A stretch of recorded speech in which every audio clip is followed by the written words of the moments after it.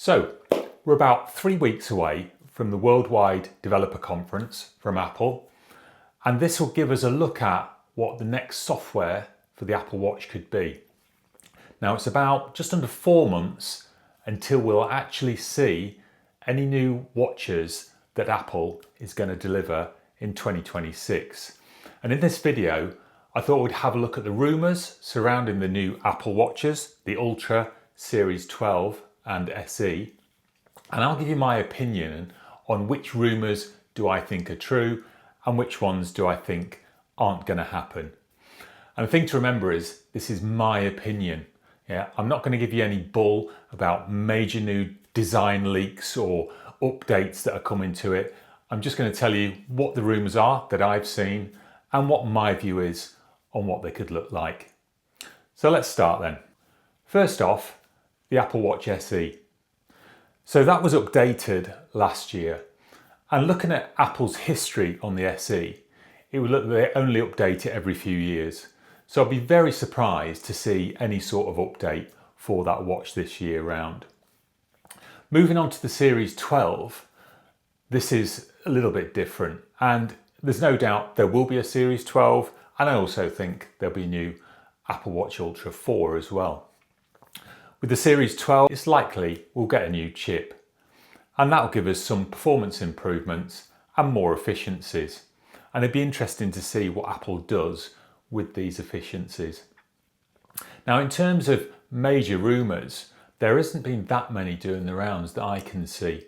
So I think if we look at the design, it's going to stay very much the same. Apple made the watch thinner a couple of series ago, and I don't think they'll make it any thinner. Same with the screen. The screen is the largest we've seen on an Apple Series watch. The screen size, I don't think they'll make it any bigger. And so I think it will stay pretty much the same, the design. One thing I have seen is that it will get a new fingerprint sensor either on the digital crown or on the side button.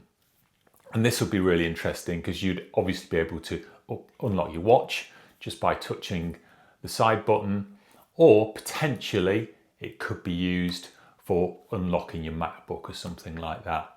So that'll be really interesting to see if they do that. The other thing, if they've got a more efficient chip, they may give us another battery bump like they did last year. And I would say that's probably 50-50. With the fingerprint sensor, it started off quite a strong rumour a few months back, but that seems to have dwindled a little bit. But Apple's got to give us something with the Series 12 that's going to make it an improvement from the Series 11. So I'd imagine that you would get at least one thing, and that seems to be the most likely at the minute. If you've been waiting for glucose sensor or blood pressure monitoring sensor, I still think that's some way out, and I think most reports that I've seen say that blood pressure is still probably another couple of years off, and a glucose sensor is some time after that. Just remember, although we get hypertension readings on the Apple Watch now, we didn't get any blood pressure sensors. That hypertension is purely measured from the heart rate sensor that's already there and putting that through an algorithm. So if you look at any YouTube vloggers that are doing this sort of stuff and say we got blood pressure monitoring, we didn't. It's just an algorithm that uses the heart rate sensor to try and determine whether you've got hypertension or not. The other thing they may do is introduce some new colours, and especially I would think if they are lacking a bit in any major updates. So we may get some new colours as well. So I think just to cover the Series 12 off, I think there'll be a new chip. I think they're probably called the S11. They may do some new colours, possibly get a battery bump, and possibly get fingerprint recognition on the digital crown or the side button. So moving on to the Apple Watch Ultra 4 then, what changes do we like to see with that? Well, anything that the Series 12 gets in terms of the fingerprint recognition, etc., that would obviously get moved across to the Apple Watch Ultra 4 as well. But the interesting thing that I have seen about the Apple Watch Ultra 4 is that they're going to make it thinner and therefore lighter. So it looks like it might be 10 to 15% thinner and then a little bit lighter as well. As you know, the Apple Watch Ultra is a pretty chunky beast. And so if they can make it 10 to 15% thinner, it might appeal to a broader audience and therefore increase sales of the Ultra series of watches. So generally, they're the only things that I've heard on the grapevine or when I've been doing my research. What things have you heard? If you've heard anything different or you've got any opinions on my views, please drop some comments in the boxes below. I'll be really pleased to hear from you and hear your thoughts. And remember, these are only my thoughts. I have no insider information. As not many people do, Apple are very good at keeping things secret.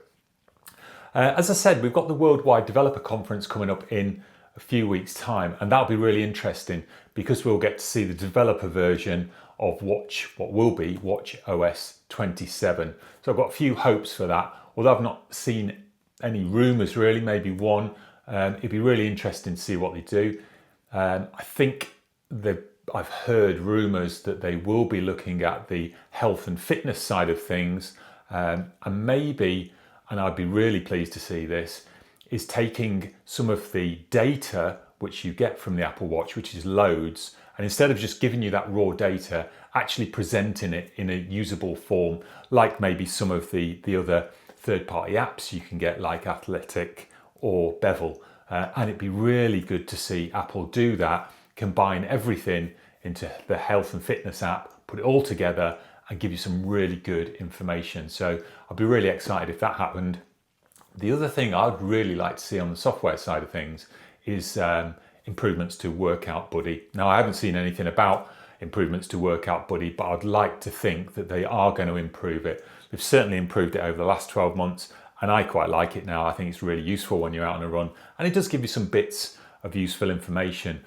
I would like to see that use a little bit more intelligence, so it can give you some information whilst you're out running to help you improve your run. For example, it might give you your cadence, saying your cadence has sped up over the last mile or so, or your cadence has started to slow down over the last couple of miles, which might help you just to pick that up. Again, stride length, it might say you're striding out a lot more over the last couple of miles, so you might want to drop that down a bit. So useful stuff that might help you try and improve your form as you run. And I'd like to see Workout Buddy do more of that. Again, from the software side of things, if you would like to see something, please drop a comment in the boxes below. Also, if you enjoyed this video, please press the like button. That always helps. And if you'd like to see more information on the Apple Watch, please think about subscribing and hitting the bell icon so you get notified every time I do an upload, which is generally every week.